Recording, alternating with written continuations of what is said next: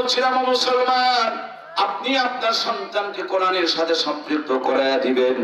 কেন আপনি কোরআনের সাথে সম্পৃক্ত করে দিবেন? আপনি কি জানেন এই কোরআনুল কারীম আরশে আজিমে ছিল, কোরআনুল কারীম রাখার কারণে আরশে আজিমের সম্মান বেড়ে গেছে। একজন ফেরেশতা নিয়ে এসেছেন, তার জন্য তিনি ফেরেশতার সর্দার হয়ে গিয়েছেন। এক নবীর উপরে নাজিল হয়েছে, তিনি নবী কুল শিরোমণি হয়ে গিয়েছেন। একটি পাথরের পাহাড়ে নাজিল হয়েছে, ওই পাথরের পাহাড়কে আলোর পাহাড় জাবালে নূর আমার আল্লাহ তাআলা বানিয়ে দিয়েছেন। এই কোরআনুল কারীম একটি মোবারক মাস রমজান মাসে নাজিল হয়েছে। রমজান মাসকে আল্লাহ তাআলা 11 মাসের মধ্যে দামি বানিয়ে দিয়েছেন। 70 থেকে 700 গুণ পর্যন্ত তার মর্যাদা বাড়িয়ে দিয়েছেন।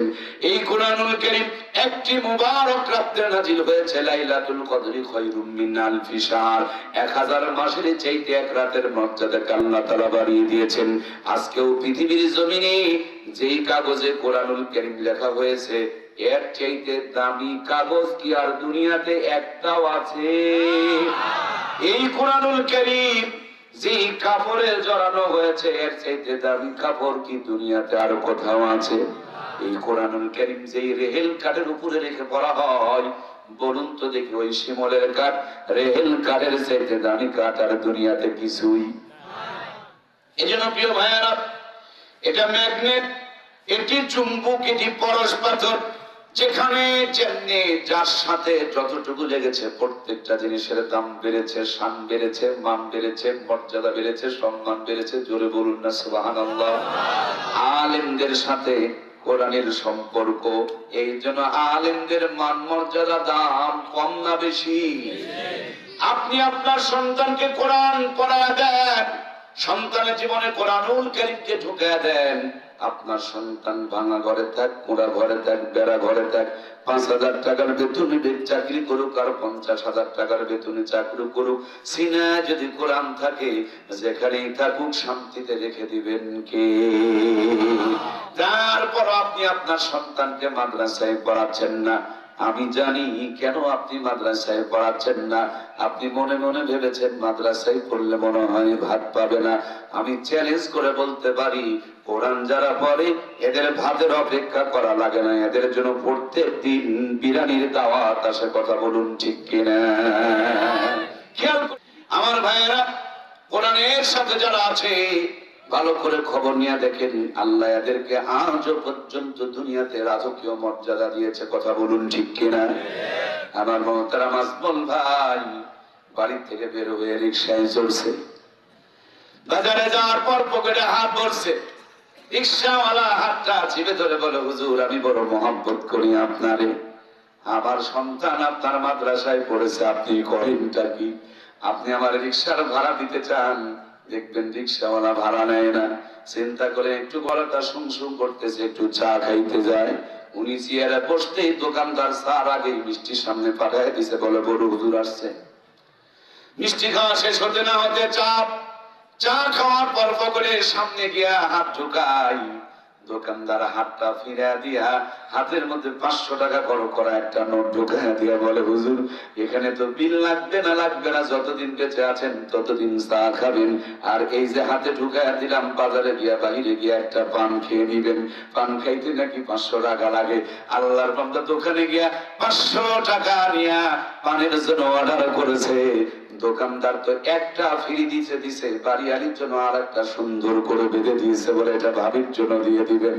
হঠাৎ করে সামনে হেঁটেই চলছে কাপড়ের দোকানদার, বলে হুজুর হুজুর আমি 3 দিন থেকে আপনারে খুঁজতেছি, সাদা একটা লুঙ্গি আমাকে বড় ভালো লেগেছে, এই লুঙ্গিটা পরলে আপনারে সুন্দর মানাবে, আমি আপনার জন্য এইটা হাদিয়া নিয়ে এসেছি। তার মানে রাজা যারা হয়, বাদশা যারা হয়, দুনিয়ায় সব জায়গা তাদের জন্য ফ্রি হয়ে যায়, হাদিয়া হয়ে যায়, সম্মান হয়ে যায়, দাম দেওয়া লাগে না। দেখুন না কোরআনওয়ালারা আজ পর্যন্ত এই বাংলার জমিনেও রাজকীয় সম্মান পায়। কথা বলুন ঠিক কিনা? এই আপনাদের বাজারে মিজানুর রহমান আজহারি যদি আসে, চার দোকানদার ভাইরা চার বিল নেবেন? মিষ্টির দোকানদার ভাইরা মিষ্টির বিল নেবেন? এই পানের দোকানদার ভাইরা পানের কি টাকা নেবেন? উনি তো এমপি না, মন্ত্রী না, রাষ্ট্রপতি না, কেন? কোরআনওয়ালা।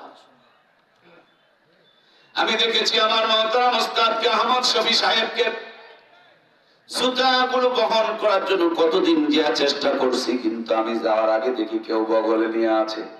সুবহানাল্লাহ বলবেন না?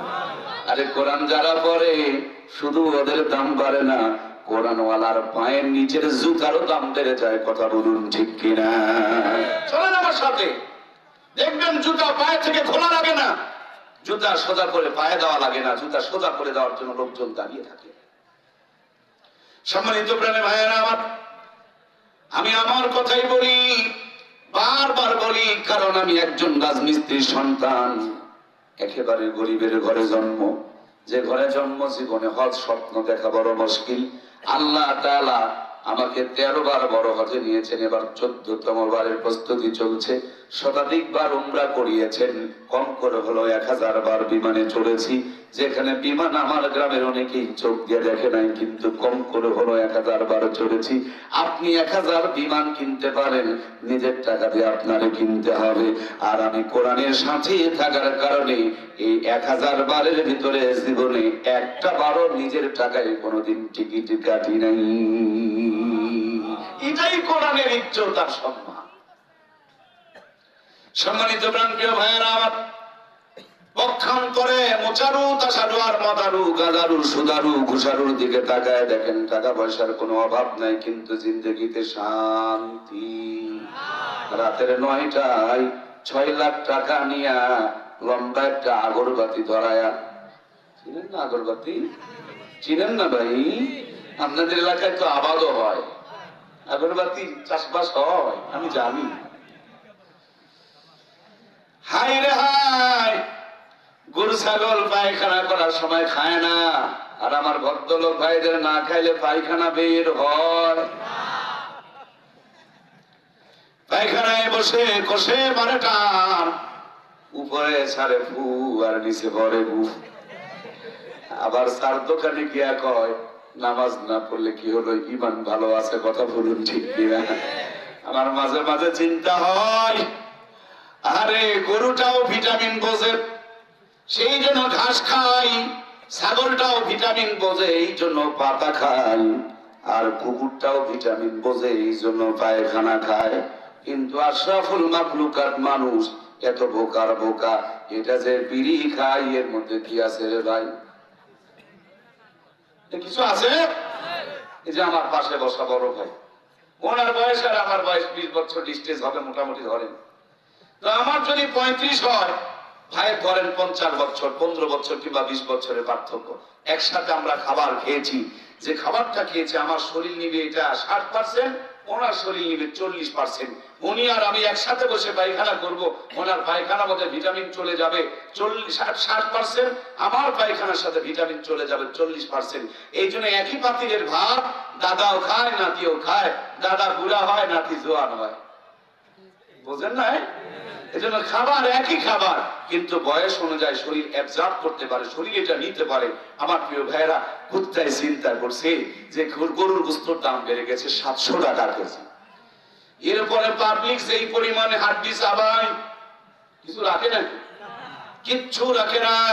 কুত্তায় চিন্তা করছে এই কনকনা শীতে আমাকে তো কেউ লেপ দিবে না, খেতা দিবে না, তাইলে আমার একটু পুষ্টির দরকার, ভিটামিনের দরকার। হাজি সাহেব পায়খানা করে রেখেছে, কুত্তা গিয়ে ওটায় ঘর করে চাবাইতেছে, মানে ভিটামিনের আশায় চাবাইতেছে। আর আমার ভাইয়েরা টয়লেটে ঢুকে ফো ফো করে ধোঁয়া ছাড়তেছে, তার মানে কুকুরের চাইতেও এদের আক্কেল বিবেক কমে গেছে। কথা বলুন ঠিক কিনা?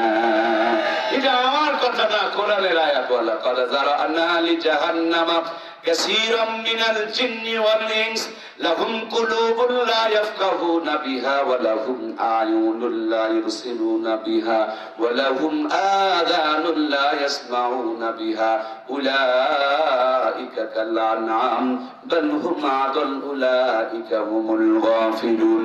আল্লাহ বলেন, আমি অনেক সংখ্যক জিন আর ইনসানকে জাহান্নামের মধ্যে দেব। তাদেরকে বিবেক দিয়েছিলাম, চোখ দিয়েছিলাম, কান দিয়েছিলাম, বোঝার পরে বোঝে নাই, দেখার পরে দেখে নাই, শোনার পরে শোনে নাই। আল্লাহ বলেন, এরা জানোয়ারের মতন করে, বলেন বালহুম আদল, তার চাইতে নিকৃষ্ট। আল্লাহ আমাদের সকলকে সমস্ত নিশার থেকে হেফাজত করুক। জোরে বলুন আমিন।